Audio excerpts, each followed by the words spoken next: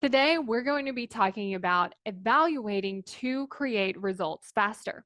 So, when you first set your goal, you usually make a plan to achieve that goal.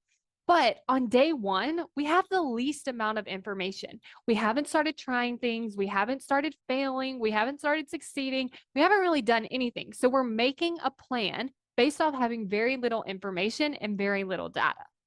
And so, what we want to be doing is start evaluating what is happening, what is working, what's not working, what are some different things you want to try. I also like to really evaluate, like, what do I love doing and the results that it's creating? What do I really not like doing and the results that it's creating?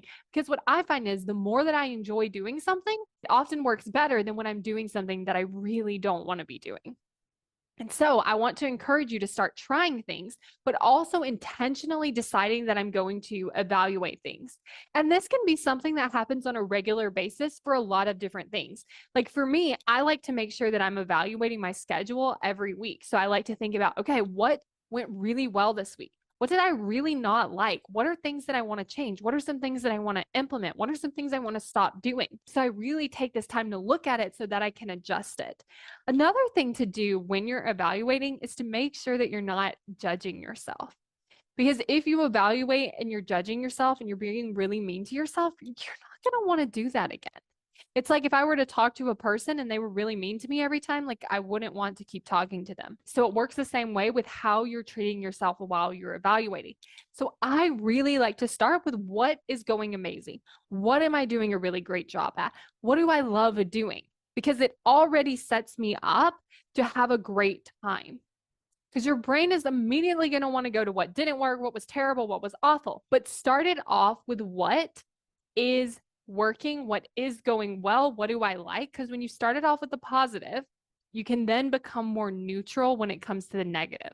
But if you start with the negative, what can end up happening is you can then start getting really down on yourself because everything's going wrong. But it's not as easy to think that when you see all the things that are also going right in front of you. So write this down, figure out what is going really well, figure out what isn't, and then start to make these adjustments so that you can create more of what you want, but you can also create the result that you want in the way that you want to create it. Because even if you get the end result, we want to make sure that you had a great time doing it. Because you're going to spend way more time creating the result than you are the second that you achieve it.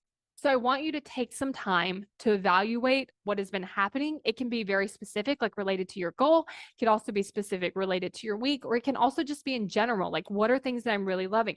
What are things that are really working in my life? And then what are the things that I want to change? What are the things that aren't?